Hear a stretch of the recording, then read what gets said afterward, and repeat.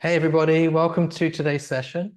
Good to see you all here. We have around 100 people plus in today's session, so it was a topic that I thought would be close to everyone's heart. It's definitely close to my heart, the first 90 days.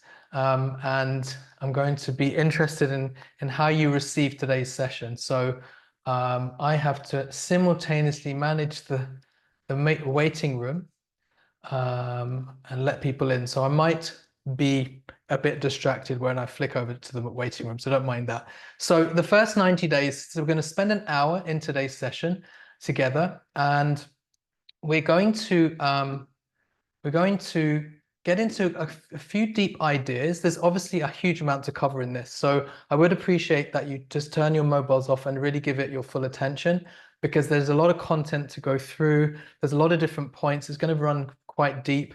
If you have questions as we're going through, then please just put them in the chat as we're going through, or just write them down, whatever works for you.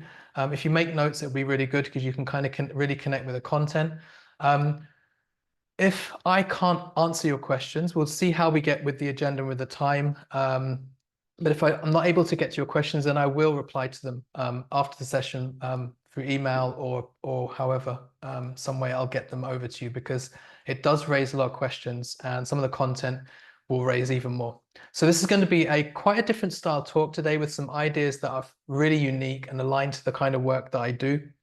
And I'm really excited to take you through this today. So here's the thing. If you want to move around in your role and increase your value, then you need a method for starting afresh, right? Starting afresh meaning starting a new project, starting a new role, whatever that looks like.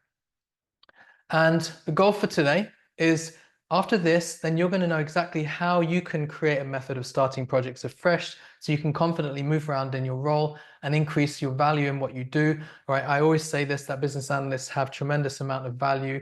The work that we do is amazing. There are things that we're going to explore in today's workshop that are going to talk really truthfully about the reality of what we struggle with within the emerging trends and the changing world, and how do we tackle those? And there's different angles that we're going to explore together. So just to make sure that you're in the right place, who are you? Is this going to help you? So if you want to succeed as a business analyst, if you really seek variety and continual growth in your role, if you want to get valued for what you do, you're open to new ideas, new ways of thinking and doing things. If you're worried about being stuck in the role of a business analyst or a bit cynical about the longevity of the BA role, then this is definitely the right place because we're going to delve into those things. Now, if there's any doubt, let's just clear about whom it might help. If you believe that kind of business analysis is just purely about skills and certification, then it's probably not going to hit the mark for you because we're not going to get much into that today. If you're not so interested in personal development or find it, you don't really necessarily see how it drives your career or your professional. If you think that mindset is a woolly concept, and so many people talk about mindset these days, so it becomes a kind of cliched, oh, everybody rolls their eyes. But if you think it's a really woolly and it doesn't have any factor in career success, then you might be disappointed. If you're more interested in comfort and stability over career growth, which I think probably most of you wouldn't be, because you wouldn't be here simply by the title. But if you're more interested in that, then this may just not work. And then if you believe that being a business analyst is purely a 9 to 5, and it's just a kind of mechanical thing for paying the bills, then again, maybe not something that's going to give you the value that you're looking for. So just a quick thing about me. A lot of you know me already. So obviously, the IBA UK Professional Development Director. I'm a business analyst with over 20 years of experience. And I've spent many years, a lot of work with helping organizations build frameworks, put systems in place internationally and on smaller size companies and global companies as well. Different types of projects. I've seen many, many different things, freelancing, consulting, and recently working more with business analysts to help them understand the changing world that we're in and how to navigate their careers and move forward and position themselves. So that's just very, very briefly about me. Why did I start this workshop? This workshop for me was interesting because I wrote an article sometime, we'll explore that later, around 90 days, but I feel that there's definitely something around how we can create impact in what we do and refresh ourselves continuously by moving around. and it's daunting to do it. The economic situation can be uncertain. Our position, our role can be uncertain. So, I wanted to just explore this idea and get some clarity around what we should do and how we can create a playbook to be really successful. And the first 90 days is a perfect time to prove what we do. Now, we are positioned well, right, in our role as a general, right? The nature of our role. If you look at things, for example, in other roles like perhaps development, testing-based roles or coding-based roles or very technical-based roles, in comparison, we're very well positioned. Our role lends itself to continuous improvement, but we also have a varied set of responsibilities and we are able to deal with complex change, right? So if you look at an organization or a project as a diamond, it has so many different facets and we are able to move around those facets and understand the interplay. And that's really more than most people in their role, in their career, if you like. Sometimes when you go up into the management level, then it seems very appealing, but then it can also be a little bit of a trap. What I love about our role is the ability to move around, is the ability to solve new problems. We love to get our hands involved in the detail and to solve problems. That's how we are built. We're not super technical people. We are people who are people focused, right? And so we coordinate and facilitate constant change. And so in a world where we have constant change, of course, there's a big undertone of fear, but we are in a world of constant change and flux, then we are really positioned just by how we're wired and by the nature of the role that we do. But we need to be more adaptable. There's a chameleon, right? So chameleon can kind of change its color and change its form and it's able to move around. We are deeply creative beings by nature, right? And we are wired as a human species, we're wired to succeed. So we're not wired to survive, we're wired to be successful and we're wired to create things. And therefore we spend a huge amount of our time, plus 60% plus of our day is spent in the career, in work. So it's not just about surviving to earn money, it's so much more than that. So, sorry to let some in the room. But human nature makes us want to seek familiarity and comfort. And so although we have a real diverse range of skills, what we tend to do is fall into repeat patterns and we can build a narrow perspective of what we do as business analysts. So I remember, going through various projects in my role with what I've done, and I remember there was one stage in a project where it wasn't a very good project. It didn't finish off very well, and I moved off of that project, and then I got this new project brief for a new project, and I thought, okay, could be good to start something new. It's nice to have a refresh. I've been on this for like 1.5 or so years. And when I looked at the brief and the detail of it, I just thought to myself, I can't do this. I can't do this. And I realized at that point I kind of got stuck in this narrow box, and I had to spend quite a lot of time redefining, rethinking what it is that I do, stepping out of that. And by doing that, I was able to attract newer and higher paid opportunities in what I was doing. And so what happens is that the vision that the world that we build in ourselves by doing the stuff that we do kind of repeatedly over and over again, it makes us unable sometimes to see what's going on around us so we can actually adapt to the ever-changing climate. Now, I don't know if you've noticed, but now more than ever, there are a lot of threats against our role, right? Agile is there, AI is there, the product owner, the scrum master. We've got economic uncertainty. And I've been discussing with BAs recently who are on the field as well. And we've been talking about how, for example, Deutsche Bank, Metro Bank, Lloyds Bank, telecom, some of the telecoms companies are also following suit. Government are doing, they are ditching the business analyst function and saying, we don't need that function. We don't need that group anymore. It's going to be subsumed into the new way of working and redefining roles. And that is something that's a real threat against our role. And we'll explore that as we go through this. But there are a number of mistakes that we make in which we are not then facing those threats head on and being able to be adaptable. So let's talk about the mistakes. There's a number of things. And recently I was talking to a BA and they said, oh, we wanted to get some certification before they put themselves forward for a new role. So I started digging deeper. And by the way, I'm the director of professional development for the IIBA UK. So I'm not going to say to you, you don't need to get certification. So don't misinterpret anything I'm saying.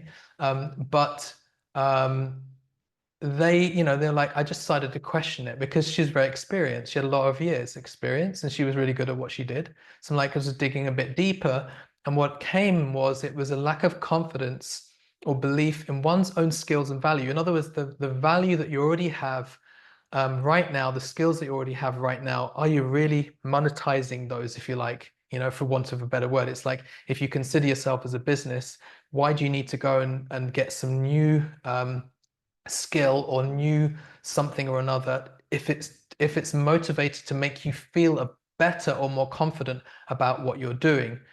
Sometimes it's needed, but sometimes the first step to do is to say, hang on a minute, is that really true? Because sometimes it's an underlying self-doubt. It's a problem because that self-perpetuates. And I had another conversation with somebody else who's getting a BA diploma. I'm like, but you're already doing really good business analysis. What is that going to get you? And it was really just I just need to know that I'm doing the right things. Like, okay, but you can kind of see that you're doing the right things based on what people are saying around you. So that's one of the mistakes. The second thing is we allow ourselves to get pushed down the project funnel, and I explain that, right? So one of the comments on the one of the comments on the event was somebody saying it really frustrates me when I go for a business analyst role and I look at the profile. It's like it's got data in it, it's got Python or R or this or that, and everyone like, what exactly does a business analyst do? And this is symptomatic of the trends that we're seeing, where the product owner comes in or the product structure comes in and potentially takes over our role. And then we're left wondering, what are we meant to be doing next? And then we've also, on top of that, got the looming apparent threat of AI that seems to be able to do all of our tasks for us, or perhaps not necessarily now. But it's a thought in our mind and a worry that it seeds, which makes us feel fearful. And then we kind of surrender to that and we're like, oh, okay, we sometimes just try to get the job for stability, even though it's not what we really want, because we're jumping for security in our role to somewhere else, for example. So the product and the Scrum Master thing, the Agile, they're kind of all front runners, and the business analyst becomes the underdog. And the number of conversations I've had where products come in and taking the whole BA portfolio off of them, and then the BA team are just left crushed. People saying that, they feel like they're just now just being relegated to, just data entry. Well, it's not data entry, but data analysis, or just becoming a user story writer. So there's stuff going on, and we kind of go with that or allow ourselves to be pushed down the project funnel, which changes our identity. Then we stay in one place for too long. And we all know the term familiarity breeds contempt.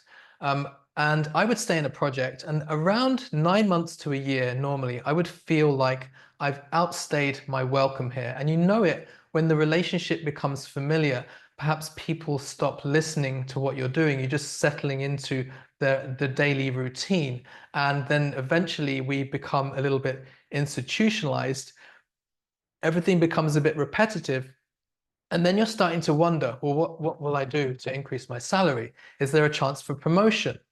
Can I laterally move? Is there an opportunity to go on to another project? And sometimes it feels difficult, and then you feel like you get trapped, and we become under part of the furniture. And I always say that when we're working as a BA, then we become purchased as an asset to do a specific thing. So it becomes hard to change. Then we dig our heels in sometimes and fight the establishment. And this has happened more recently, right? I'm a business analyst.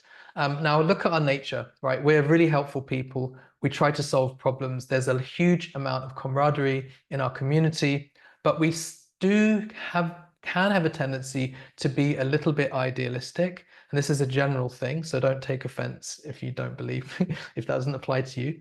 And it can make us narrow focused. So, for example, and I remember making this mistake so many times on projects where I'd be on a project and I'm like, yeah, the business analysis, and we've got to do this, and this is how the project will perfectly work, and this is how everyone works together, and these are where the sticking areas are. I'm going to fix them, and then you'd have a big political overhaul or a big commercial fight that happens that just literally just turns everything upside down and throws a cat amongst the pigeons, and we kind of become a bit jaded by that, a bit unhappy by that because we want to operate in a world where everything works really nicely.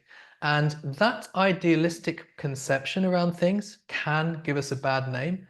And sometimes, again, we are very good at what we do, and we are dealing with contentious issues. For example, people who work in silos, and people don't want to be told you're wrong or you haven't thought about these millions of tiny details. If you carry on this way, the project's going to be driven off the cliff. People don't necessarily want that. And there is, there's this kind of mentality there that, and in this day and age, I don't know what it is, whether it's the change of trend, but the message has to be much more acceptable and digestible. And we just want to kind of tell things how they are, because if you tell things straight and this is the reality, people don't like it. People are becoming increasingly divided. I was talking to Kathy Birkbridge about this yesterday, that there's an increase of division and people being more divided just by political stuff and things that are going on. And that tension can come into the workplace and cause people to entrench themselves more. So if we do that and we dig in, and when we get attacked for saying, oh, we don't need a business analyst, or why do we need the business analyst team? And we say, well, I'm a BA. It's a bit like, and especially with Agile now, because it's a direct competitor in one sense. Then you go to a football match, and if you go to a football match and you dress up and you go to sit on the other side of the match where the other side is, as a fan, you start cheering for your side, they're not going to be happy with what you say. So there's a kind of there can be a label of BAs digging their heels in and being then seen to be inflexible. But the reality is this: companies are cost saving. There's pressure to do things much faster.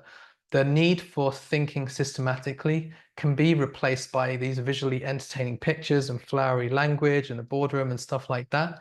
And sometimes for us, when we see these things happen, what's our reaction? Reaction is to become a victim and to kind of dig in and fight. And I saw this with the BA. She was running a team. And when the agile product come in and then the projects are being taken away from their team, then she went straight to HR and told them, this is what we do, we're business analysts, we're this and that. And by that time, they'd already made their mind up about you anyway. So it doesn't help. So that's one of the challenges that we experience. We dig into that identity. Now, then we allow opportunities to pass us by. So as we're sinking into this pattern, it can feel like we're losing out on the all exciting change that's happening in the world. And we can justify it. Well, at least I'm getting paid, or it's not time to change amidst all this economic uncertainty. And then all of a sudden, Lloyd's Bank pulls the rug under all the business analysts and says that we don't need them anymore. And then you're left thinking, oh, I could have pivoted, I could have adjusted myself, I could have just seen the terrain and seen the landscape to then try to make a strategic move. Now, what does this have to do with the first 90 days? We'll come to that shortly. But they're talking about the things that basically get us entrenched and get us a little bit stuck in what we're doing. Economic uncertainty, change, all these things are exactly what we thrive upon. For example, I've made my best changes during economic uncertainty, like the 2008 crash. And I was watching people, and I was in Canary Wharf, watching people in Lehman Brothers leaving the office because Lehman Brothers went to nothing and went bankrupt, watching people leaving the office, walking out with all their belongings, and watching people go into a state of fear. For me, as a BA, did it get worse? No, because I didn't allow comfort, and I was seeking, I knew my value. And so, a year after that, I just completely changed my role, did a bit of freelancing, and I was only 7 years into being a BA. So if we allow opportunities to pass us by and we don't see, we don't get on that train when it's there, then we can get stuck. And then what does this boil down to? This ultimately boils down to three things. if you distill it down, this is from my experience, what I've seen as the root why we find it difficult to adapt, move around, increase our value. So one thing is we cling to this identity that I'm a business analyst rather than these are the skills I have, this is the value I provide. Then we get stuck with ideas and ways of working that aren't necessarily appealing to our audience. We're not adapting because we're not playing the game. And again, we are straight players, you know, generally from all the BAs that I know, we're straight players, right? We play a pretty straight game, and there's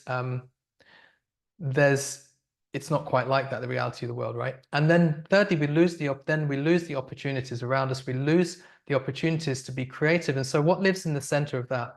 It just feels like you're being left behind while everyone seems like they're moving ahead. Sounds like a real doomsday picture, right? But this is this is what we experience. And this is also my own journey as well. So then you're wasting potential. It becomes very soul destroying. And I've met many amazing people, and they're really good business analysts. They're really good at thinking. They're so creative, but there's a part of them that's stuck in these three areas, being a bit left behind, and then in sort of going through the motions.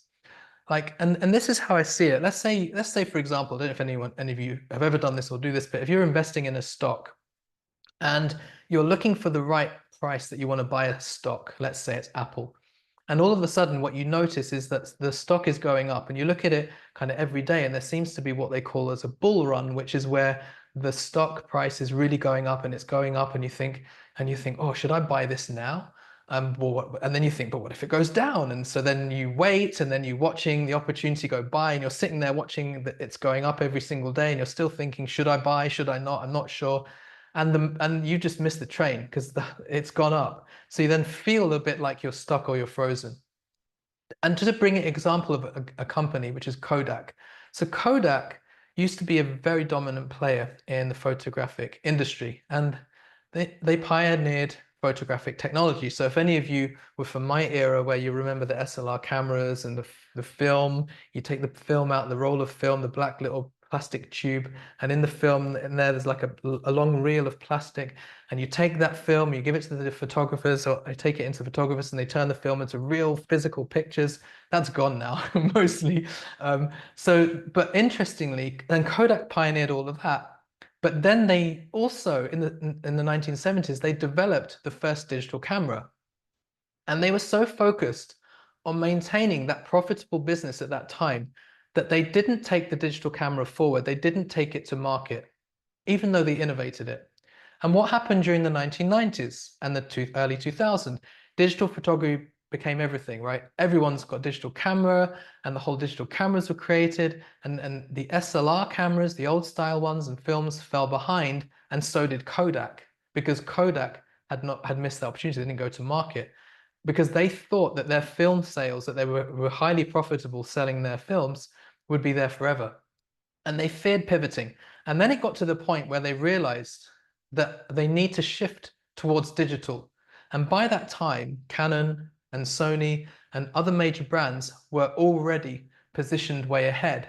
And so in 2012, Kodak filed for bankruptcy.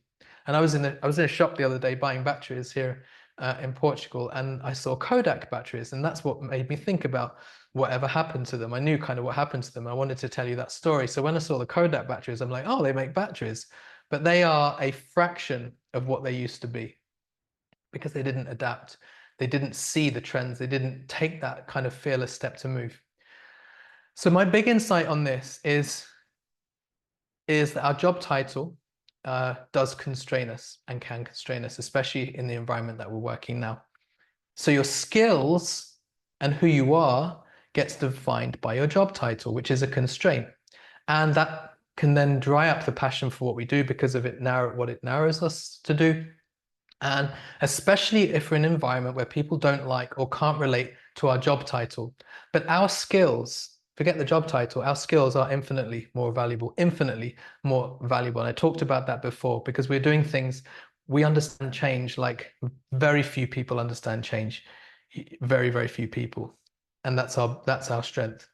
So we can see that because of the way our BA role now seems to be being divided up amongst product owners and service designers and Scrum Masters. And I was talking to Paddy Dander about this very interestingly.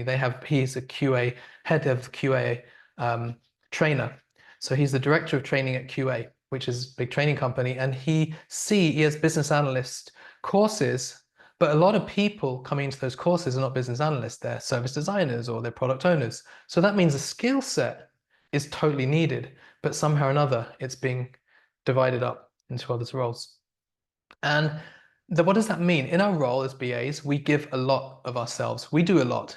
I bet most of you here probably do things beyond your role, right? That you shouldn't be doing necessarily, because we want to see success. We want to make sure we act as the glue. It's just a natural tendency of our nature. But perhaps that's what's diluting our value, because we do so much and that goes unnoticed a lot of the time. So we've kind of created that. Our journey has then brought us to the point that we're at. And to a degree, we've made these decisions that could make us tunnel visioned. Now, a lot of the time people ask me before they go into a specific area, they say, should I specialize in this domain or this particular area of my BA career? But then they're like, but what happens if I make the wrong decisions? So before they go down that tunnel, then they're wondering whether they should make the commitment. I remember the same thing happening. At one point around 2007, I had a fork in my career. I had to choose between a BA role in a property company or a BA role in financial services. And I knew that that was going to set me on a particular trajectory. So I chose financial services. And then I went even narrower, because then I went niching down further even into financial crime. And then I was moving around on various contracts where I was doing financial crime deliveries. And then it felt, as I was going through that, and I'm thinking to myself, hang on a minute, have I gone down like a tunnel here that is irreversible? Like when you get on a train and you realize it's going to somewhere else than where you thought it was going. You're like, I'm stuck on this train for like an hour or whatever. And then you've got to go back. And right. So it was like, is this going to happen? I'm going to reach a dead end. So then is it a dead end that we're in? Well, remember I told you earlier about the bank, right? The project brief that I was given was like, I can't do this anymore. And I needed to come out of that box and redefine what I did. And that was what I did. I was able to redefine what I did to pivot in that way. And why was I able to do that? Because our skills are infinitely more valuable. So we can very much adapt. So how do we get out of the box? How do we widen the scope of what we can do and not even worry about what's going on in the world and find opportunity around us? And this is what I want to elaborate on. So there are three proven keys for freedom, right? So first thing is, and these are 3 ideas, and there are 6 ideas that we're going to explore together. And within this, what I'm going to encourage you to do is make some notes around how you could craft your playbook to tackle these 3 things whenever you start a new role, because each 3 of these things are relevant. Now, I'm wondering if any of you expected to join this workshop today thinking, right, we're going to get into, right, in the first 15 days, I need to do X, Y, and Z, I need to read these documents, I need to create these models, I need to do da-da-da, right, things like that. That is relevant, but this is a primer. This is a primer, because the first thing is how should we think about our role? Because that is going to design the way that you approach your playbook. So how can we release then this business analyst identity that may not be helping us? I'm not saying it doesn't help. I'm just saying that we have to be more adaptable and lose identity. Think about it. You work on a project, you're working with, let's say, somebody in compliance, somebody in finance, somebody in marketing. What's wrong with all of those 3 groups that you're working with that you don't have the problem of? They're all siloed. Nobody wants to talk anyone else's language. That's why they bring us in, to facilitate. So we shouldn't then silo ourselves, because then we're falling victim to this very thing that we don't believe in. So then how do we learn to play the real game and then seize the opportunities around us? So when you do this, then you actually adapt yourself and know what to focus on when starting any new role. So let's begin. So 6 ideas, principles for a 90-day playbook. First thing is, there are 3 things: redefine your identity, refresh your toolbox, seize new opportunities, and we'll explore each of the ideas that sit within that. So first is this stuff, and this is the mindset bit that I said at the beginning that might make people roll their eyes and like, oh, I've heard this a million times, But we've got to bring it to relevance for us, right? It's got to be, if it's relevant for us and we know why we need to do it, then we're like, oh, okay, actually, we'll reframe what we understand. So redefining our identity means, just let someone in the meeting room, redefining our identity means comfort zone and dealing with an understanding, right? Comfort zone. We don't have limits really when it comes to our career. Maybe the companies want to limit us. I'm not saying intentionally. It's not like a sinister agenda or a conspiracy theory. It's just a matter of if you want someone to do the role, then you want to keep them in that role for as long as possible at the most cost-effective rate, right? But we don't have limits. I say it's time and time again because we're in a world of change. Problem is, comfort zone is the thing, right? At least I'm getting paid. And we sometimes like just allow that to dominate our thinking. Now, surrounding comfort zone, to get out of comfort zone is not easy because you've got to then get out of the fear zone and get beyond fear, which puts us into survival mode. And as I said earlier, we're not doing our work to survive. If we needed to survive, we'd be out there in the jungle or wherever trying to catch animals or whatever it is, right? And try and survive. We are in a luxurious position of being able to use our intellectual capital to achieve amazing creative things. Everyone's creative in their role. Everyone's in here has creativity for sure.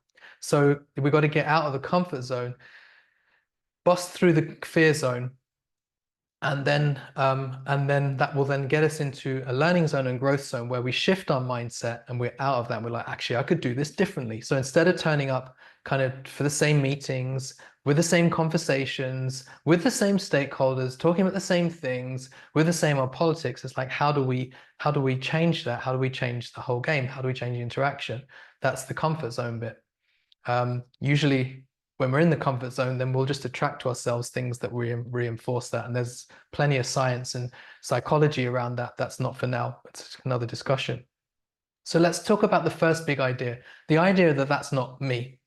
So within this, when you start a role, whatever you're going to be doing, work out the things that are holding you back as a business analyst, looking at your trajectory of your history of your career. What are the things that you might be making that mistakes or identities that you have inherited that tell you, inform what it is that you do, right? So first thing you can say is, I'm not a business analyst, right? That's controversial because we're all business analysts. So what are you? So then write that down. Write down what are you? If you're not a business analyst, what are you? Rather than I'm an accountant or, I'm a such and such, which is a label, what are you? That's the value that you are. You're not a data spreadsheet person. You're not a requirements writer. You're definitely not a glorified PA. But sometimes these things can go on in our minds, sitting there in a meeting, being asked to scribe. And it's like, well, I thought I was more than just a scribe. Okay, so what are those things that we identify with or that people have put labels on? Those are the things that we want to say, these are not me, and write a list of those things. And then to know that you've outgrown all of that. It doesn't work. It's not serving your purpose. And so tapping into not the identity label, but what is the thing that you can do to provide value in your role? How do you help business, right? That's who you are. Otherwise, if you have that, if we stay with the identity of what we have, then we're relegated into a very functional sort of technical role. And from my experience, it's about unboxing ourselves and playing the more strategic role. So let's say, for example, you're on a project and it's agile has come on, and so now all of a sudden you're going to be doing user story writing, but before you were doing much more interesting things. So what does that mean? Like, are you now a user story writer? Is that what you want to be regarded at, or did you want to be more strategic in what you're doing? The next thing to do within that is also to address the fear, what fears that you have in who you are about what you do in your role. A lot of people, fears of speaking up, overthinking stuff, perfecting things before getting them out to the other side because it's all got to be, perfectly polished and everything like that, right? What are the things in yourself that you don't like that you do as a BA that you want to drop in your first 90 days, and just create a catalog of those. That's the first idea, the first concept. And this is just really a self-audit, if you like. But it's very powerful because it brings to reality the things that we think and allows us to then start bringing it to our conscious mind, if you like. Once you show your mind something about yourself, it starts thinking, oh God, I need to do something about that, right? As if you've ever gone into buy a new clothes, some trousers, a dress, new shirt, whatever, a new suit, and you go into the changing room and you kind of, take your top off or whatever, and then you look at yourself and you think, I need to lose some weight. As soon as you look at yourself in the mirror, you get a bit embarrassed. That happens to me, and I'm like, okay, I need to do something about this. So it just brings it up to the conscious mind, and you start thinking about what to do about it. So that's the first thing, but obviously that's not enough. We've got to take it forward. So then, who are you then? So who do you want to be? What's the identity that you want to create for yourself, what you are, right? And if you want to, this is how I see it, that if you want to grow your value, start afresh and move around, then you need what I would say is a more consultant type mindset. So you break the concept of a BA and you're like, no, if you look around your offices and if you've seen consultants, the way that they act, or I'm not saying you have to act like them, but just the way they think, the kind of persona that they give off, they're there to solve a problem. They're kind of been parachuted in to save the day and all those kind of things. To a degree, that needs to be there within us, that we're there to really create some big change and shifts. And the traits of this person, right? Really valuing variety. They step up to opportunity. They're not afraid to get things wrong. They put some ideas out there, and do the work first, do the thinking, do the research, and then put that out there to the audience. Not let things fester in our own minds of ideas that become stale the longer we think about them. But they try new approaches, new ways of doing things. You look at a whole situation like, how could we do this differently? What's my experience that I'm bringing? And start questioning things. Now, earlier this year, I wrote an article in BA Digest called a 90-day plan for boosting your impact. And that's based on my experience of what is needed to be really impactful. And this is what I would say that we need to be able to check off on the first 90 days. Now, there are 9 things. I can send you the article if you like, but the top 3 are, firstly, always staying one step ahead. I remember many years ago being interviewed for a role at PA Consulting, and I got some really, really good insights and feedback because I didn't get the role, but I emailed the guy afterwards and like, can you give me some feedback because I really want to embody the kind of values that you have. And he said, one thing that really stuck in mind was always stay one step ahead of the client, of everyone there. It doesn't mean that you always know better, but you're anticipating what the next move is, where you think this is going. And that's really good for our brains. And it really helps us read the terrain in a different way. The second thing is becoming a business ambassador. So you want to create enough advocates and cheerleaders, right? And those are your business people, your SMEs, your system owners, the people that you're delivering something to, because the more that they, if you like, see you representing their needs, they will believe you, they'll trust you, they'll follow you, and they will really like enjoying working with you. And that's huge investment for future opportunities and within your network. And the third thing is building frameworks for structure. So providing cut through, right? And why is this really important? Because every time you get on a project, there's loads of chaos, there's confusion, people don't necessarily even know what the scope is. Like you're having these conversations, you're like, are you kidding me? Like you've put this much money in a project and this much work has been done and you don't know this, this, and this, and this. So if you bring some structure around that, that's really relatable to the people that you're working with, then you'll become known for someone who brings order to chaos. And if you can bring some order to chaos, you're going to really be highly valued. And that is what I would say that we would do. There's other things as well, but those are the top 3 that sprang to mind. So that's who you are. So how do you then create that, bake that into your playbook? How are you going to be one step ahead? How are you going to be a business ambassador? How are you going to build your virtual team? Because it doesn't matter where you are as a BA, you have a virtual team. You are a leader. You're a leader of a team, whether it's one, 2, 3, 10 people. There's, as I said, SMEs, you've got customers. So how do you build them as your advocates that really support what you're doing? And carry them through the cycle. And I'll talk about the cycle of change in a minute. So those are the two ideas around how to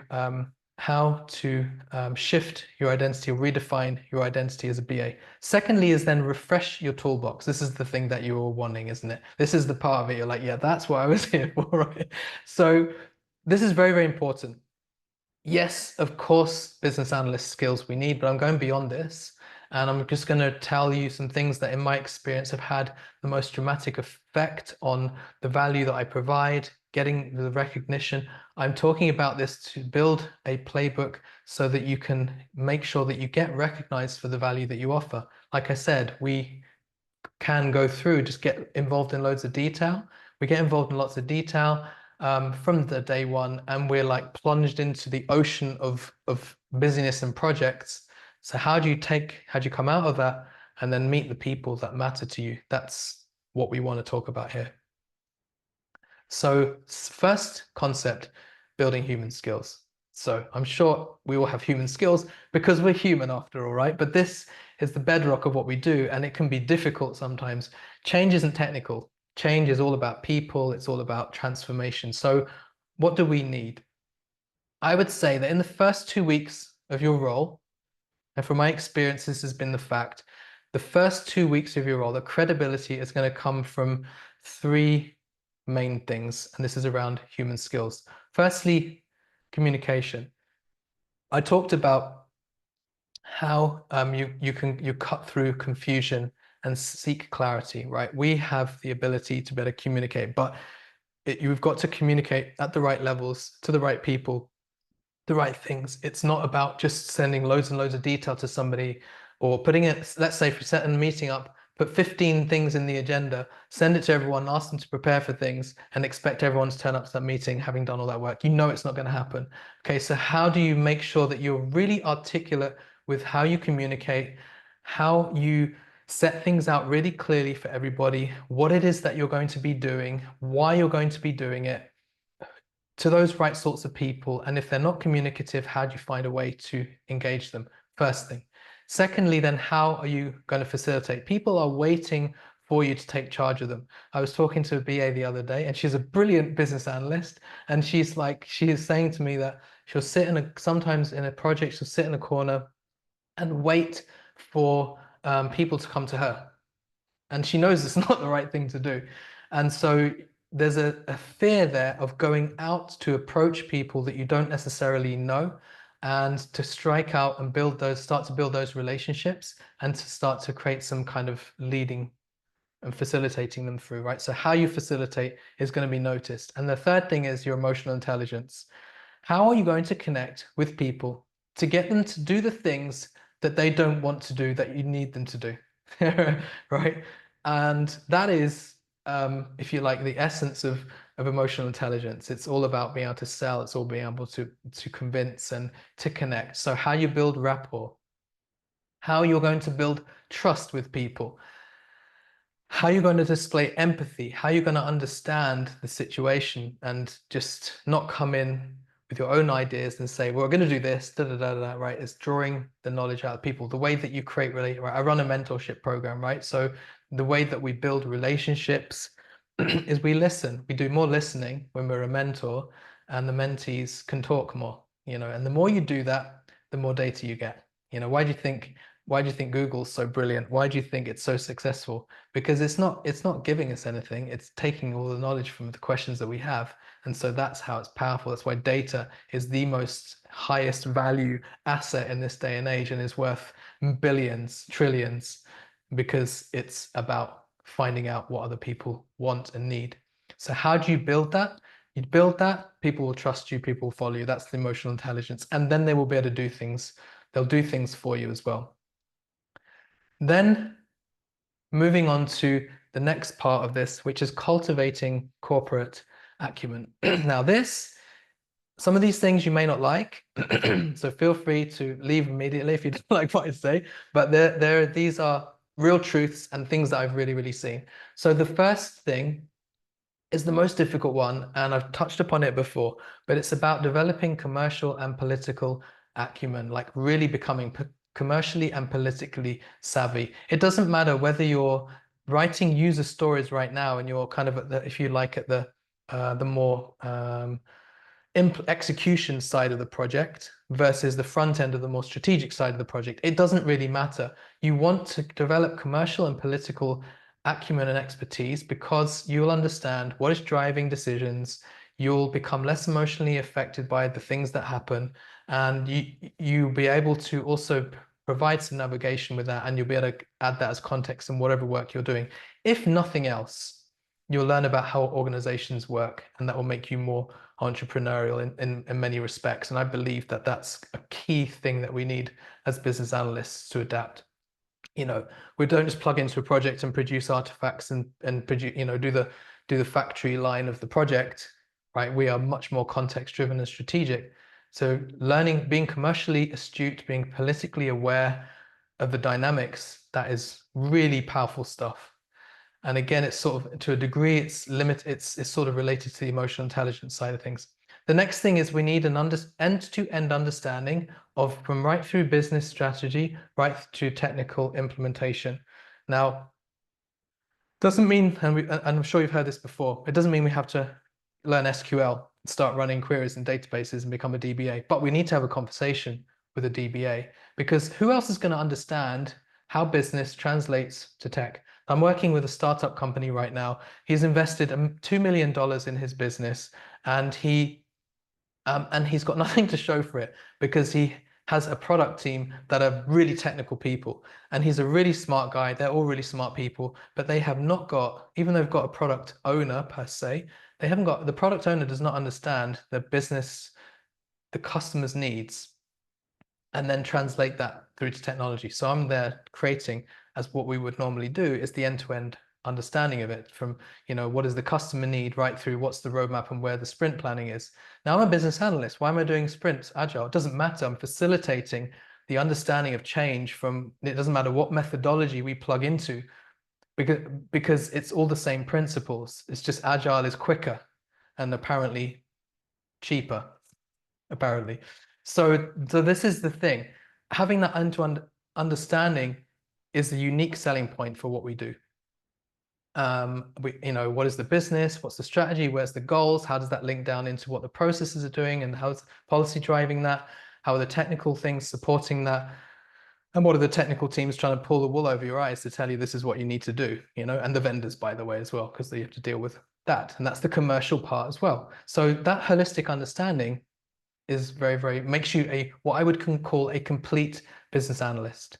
The third thing is team leading. So corporate acumen also means being able to build your team. And I touched on this in the last part, is not staying in a dark corner afraid to reach out, but owning and leading those who are guiding through change and building that team out, right? So you are literally running, you are like a mini project manager, you could consider yourself in that sense. You have a team of people, you have some deliverables, you have a plan, you have a timeline. So why are we not considering ourselves also to a degree to being PMs? It doesn't mean you have to then say, well, I'm a project manager as a business analyst, I'm also a product owner, and I'm a procurement manager. We're not adding more labels to what we do, but we're making more rounded capability, and the team leading element is really critical. And the last thing is, so that you can lead your team, having a really thorough understanding of what the change cycle is in an organization, and the general concept of change, including change management, including the fact of when you're introducing new changed organizations, what's the reaction going to be from people? Because then you can lead your team through that. But also, I was working on one project, and it was a really good project. And we had an amazing team of SMEs who were in the throes of doing the work, the BA work, you know, helping me pull together the requirements, putting screen mock-ups, doing the whole thing to visualize what they wanted. And they were really enjoyed it. And at the end of it, one of the SMEs said to me, I really would love to be a business analyst. I've talked to my manager about doing it, and my manager said it's not the strategic direction of the team, so we won't invest in it. And then they said to me, but the problem with me is that I can't tell you or any recruiter what I've just been through in the last 1 year, because I've done all these things, but I don't know exactly how to articulate and describe what I've done. So if you can lead your team and also teach them about the change cycle as you're going through it, you're going to get so much leverage out of those people, and it's going to bring the best out of them, and you build an amazing team through that way. The last thing I'm going to do, a talk on this point, is going to probably totally scare you off, is you need to be good at marketing and selling. And I never thought I would have to say this as a business analyst, but I've been through the whole thing myself. I'm like, are you kidding me? Really? But you've got to do what you make what you do really relatable. You are selling change, and people don't think that they want what you're selling. So the art of selling is can be summarized as this, is where you sell somebody what they want, and then you give them what they need. And so that creates a disconnect and a dissonance between typical artifacts. It's the difference between turning up to a meeting with a spreadsheet of business rules that people are like, I have no idea what that means, versus telling a story about the business and the rules that govern it in, for example, like in an end-to-end process with rules and stuff. So it actually is totally relatable to them. So they understand and get the concept. Because a number of times I used to turn up to a meeting and I'd have structured and conceptualized the key entities around the domain that we were working in, and shown the ideas, and you just put out there and everyone's like, just a flat response versus, oh yeah, that really makes sense. Oh, okay, I don't understand this. That's not right. So you've got to be able to sell and market yourself, both in terms of what you do, but also in terms of the deliverables that you produce to make them relatable. So if you don't know Paddy Danda, for example, he's very much into visualization, visual storytelling and visual graphics. And I mean, I'm not going to go that far to say that you should learn how to do cartooning, but being able to visually articulate something is the creative side of our brain. And if you think about advertising, right? If you think about how advertising works, what does it catch you on in the first 30 seconds of the advertisement? It touches on an emotion, it pulls you in, and then it gives you the details of what the product is and the specifications. If they give you the details of the product specifications, you'll be like, I don't care about that. But when they get the emotion and they connect to you and what you want and need, then they have your attention. So we also need to be able to do that, especially in the changing world of where agile is seen and more sexy and more visual and more interesting and things like that. We've got to be able to adapt to that. And there's work involved in that. So the last thing, two more big ideas on this section, which is then how do you wrap around your first 90 days? So just on that last two things with cultivating corporate acumen and also building human skills, what does your plan look like? What does your playbook look like to be able to do these things, to build those out, to deploy those skills?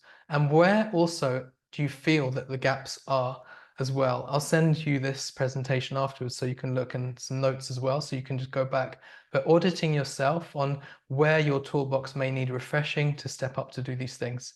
Having a thought about that before you start any project or role will then gear you towards this next point. So start with your end. So when I used to start a role, the first thing I would do is start thinking about what I wanted to be later on, and I would start to embody that. And I remember working at one bank, and there was a lead BA there, and the lead business analyst. I wanted to be a lead BA, so I started to kind of emulate what he was doing, not copy, but in my mind, I'd kind of visualized what I thought I should be doing, and it had an effect, a subtle effect, a deep effect of rewiring the way I thought about my role and how I should communicate and things like that. So that starting with your end, when you start the role, where do you want to be when you finish this role? This is a milestone, further step in your career journey. What do you want to be at the end of it? Because then what you'll be able to do is start to craft your behavior, the things that you do, what you identify as, maybe how you introduce yourself, have a whole knock-on effect of putting you in a specific position mentally. And it was really interesting because I started to think, okay, I need some more high-level visuals, right? When I was working at that bank and I wanted to be a lead BA, I was like, what is he doing? What were the things that he was doing, and how are other people reacting to that? And what worked and what didn't work? And I would just start to craft that and think about, this is how I should then start to do things. So I would model things based on the exemplary roles around me. And that was really, really powerful. And I've always done that. Even with your boss, you can do the same thing. It doesn't have to be somebody as a BA. Even with your boss or somebody more senior, you're going to latch onto somebody, and maybe you can even get them to mentor you if they have time to spend. That would be really powerful. So start crafting your identity from the beginning, and then at the end, 3 month reflection. And we don't do this enough. We do it in projects, but we definitely don't stop to reflect on ourselves. And I'm talking endlessly with people at the moment, BAs at the moment. We're just kind of in a cycle of continually doing stuff and not allowing ourselves the time to be able to give ourselves the time to reflect. I remember I would reflect every quarter. I'd have my objectives with my manager, and I would spend at least an hour reflecting on the last 3 months, and I'd write down all the things that I was proud of that I'd done, and what I'd produced, what I'd created. And it was really refreshing to see that shift in every 3 months. So the end of your 90-day plan should look at, give myself time to have a reflection, and then to see where I've got, what I've cultivated, what things I've learned, what's new things I've developed. And you'll be really surprised, because the concept of where you start with your end, when you review that at the end of the 3 months, you're like, I've actually done that, or I've moved towards that. And you actually notice, and that's the key to moving faster. And that will keep you enthused as well. And it will also make you start thinking about, what is your next move? What's your next project? Now, I'm not saying that you should move around organizations or move around and start a new job every 3 months or every whatever it is, but definitely the idea here is to allow you to free yourself up from being penned into a role and keeping yourself fresh and always growing. And so your playbook is going to be based on creating impact, but it's going to be also as much based on what you want to do and where do you want to move forward in what you're doing. So it's hard to do alone, but that's a tough thing, which is why we have the idea of communities and journeying together on this. And the last question then is, for you, is what does your playbook do for you, right? If you use the playbook in the best way, you don't get hung up about the BI identity. You understand how to play the game, and you're reading the terrain really clearly, and you'll find there'll be more opportunities that are around you, and it will get you out of any kind of survival or fear, especially when things are happening in the world with agile and our roles being challenged or whatever it is. And instead of being in a survival mode, because basically that shuts down our creative mechanism and our ability to grow psychologically and biologically, we wire ourselves into a fear mode. You are basically just, you can't create if you're in fear. And somebody said it's really well the other day. Like if you try this, take a walk one night in a park that's a safe park, but when it's really dark and don't have a light and a torch or anything, and just walk around and see how you feel, and see what's going on in your mind, because you're thinking there's something there, something made a sound, there's a dog, I'm going to get attacked. And then see if you can put yourself in a mode of creating when you're feeling those fears and those worries about what's going on around you. You will not be able to biologically. So if we're in fear within our career, then the same things will happen. We will not be able to take creative steps to move ourselves forward. So I'm just aware that we've hit the hour. I don't know if anybody has any questions. I can spend a few minutes. If anybody wants to leave, then feel free to drop off.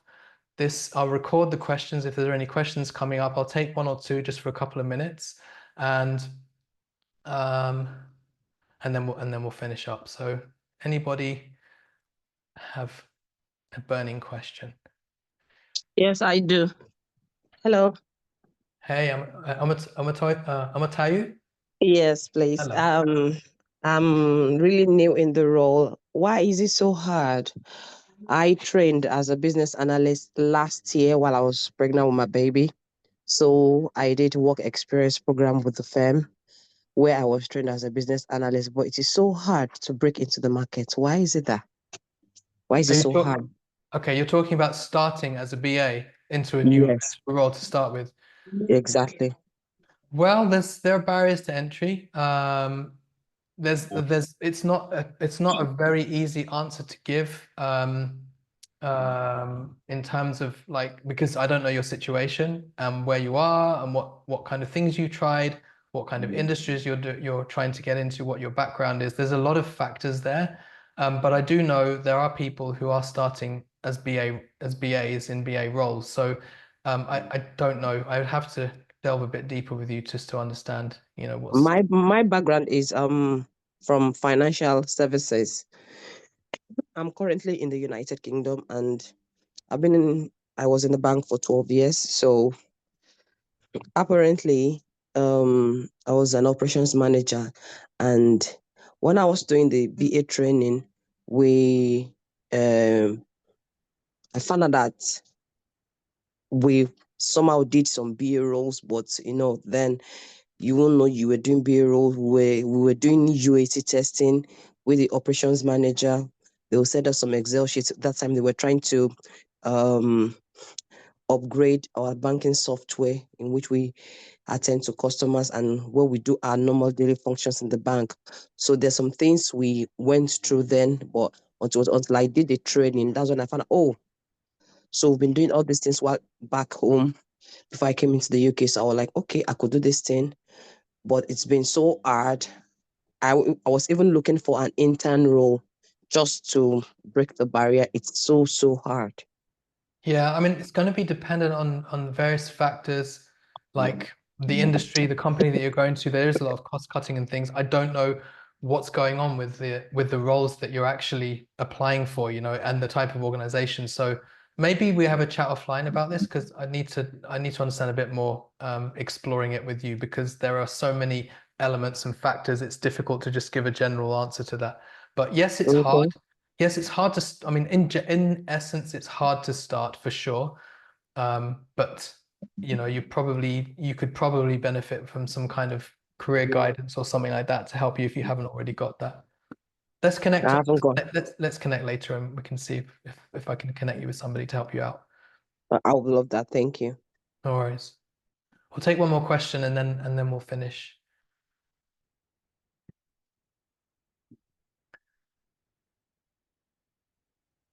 All right. Good stuff. If there's no questions, then we'll end. And thank you for Well, if everybody. if Yes, go on. oh yeah, I was going to say yeah. If no one else has got a question, what's your thought on the BA as a quasi product owner, Yeah. and as well as BAs moving into the data. I mean, gaining data analysis skills. Yeah. Yeah. It's a good question, Adiolu. So Mm, it all depends on where you want to go in your career, what you want to mm, focus on and niche down on. There's no negativity in either of those. You could do either of them mm, very well. The product owner role is very well placed to a BA. Like I said, we're kind of losing the label a little bit of a business analyst. mm, If we kind of lose that label and see what the skills are of what a BA does, then a product mm, owner is doing all those things. A product owner is a visionary. Some people have a different opinion. Some people are like, no, we're not product owners. We're much more strategic than that. We're much more strategic than that. Or I don't want to be like, for example, a product owner has a very specific focus on a particular product in a specific industry, and so they may generally be more subject matter experts. It depends on the situation. Somebody was saying the other day, like a finance product owner, well, you may need to have an accounting degree. It depends what kind of system you're doing. You obviously need to know about the domain. And so the question is, just give me a second because I'm getting distracted from a call. The question is yes, you could for sure do it. And it's just a matter of understanding, does that fit with your own personal career timeline and strategy, like where you're going in your career? But we have the skills, we can step up to it, or we can facilitate a product owner. What I understood is a business analyst is a really good wing person of a product owner because the product owner is the visionary and as the subject matter, the business analyst can get stuff done to help it deliver that vision. So it can be a very good partnership as well. So there's different angles, and every role or every organization is going to be different depending on how they're set up mm. culturally and functionally as well. Okay, thanks. No worries. Yeah, DK, I'll take the last one and then we'll end. Okay. Afternoon, everybody. I think my own question is, I know at the beginning of this talk, you reflected on different organizations who are getting rid of their BA professionals and things. So my own question directly is, what does yourselves, IIBA, and other knowledge bodies like the BCS. What are you doing, or what's being done to reflect on this position which organizations are taking to defend the profession in industry? Because yeah, we work in different businesses, different sectors. Everybody has their own unique situations or scenarios. But as a governing body profession, would expect yourselves in IBA or BCS, whoever you are, to push up against industry and say, okay, this is the profession. Why is it being changed? For example, why are the banks moving away from the business analysis profession? What have you done to defend this position? Well, it's going to be in pockets. So I'm not. It's a trend within large corporate organizations that seems to be based on cost cutting primarily. So, for example, Lloyd's. Who was it? One building society. Somebody just reached out to me and said, "I've got 20 people in my team. They're going to halve the number of headcount and then subsume them into product type roles." So for me, it's a cost-cutting strategy where they're looking at the roles and saying, well, if we make projects smaller and more atomic in their units, then we can deliver faster and quicker, and we don't need all this heavy-hitting business analysis. I think to a degree they may notice that they're going to come a cropper by doing that if they're going to cut the quality, because the risk is the quality is going to get cut out of the project. The quality of thinking is going to be diluted and the results will show, but they won't come out for a very long time. So why the organizations are doing it is because basically we're in a cost-cutting environment. And also some people are jumping on the bandwagon of fashions and trends, and so everyone's like, oh, we should do this and that. So how do we as business analysts say, well, actually, I can do that role. I can rebrand myself. That's not a problem. I can be a service designer. I can be a product owner. The main thing is that whatever we're doing, we don't have to be worried about the skills are not relevant. Like I said, the head of QA trainer, the director of training at QA is running BA courses, and they have non-BA people in that course, which means BA means many, many things. So what is your skill set?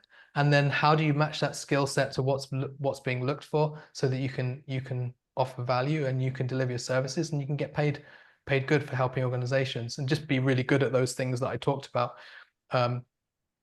in the toolbox.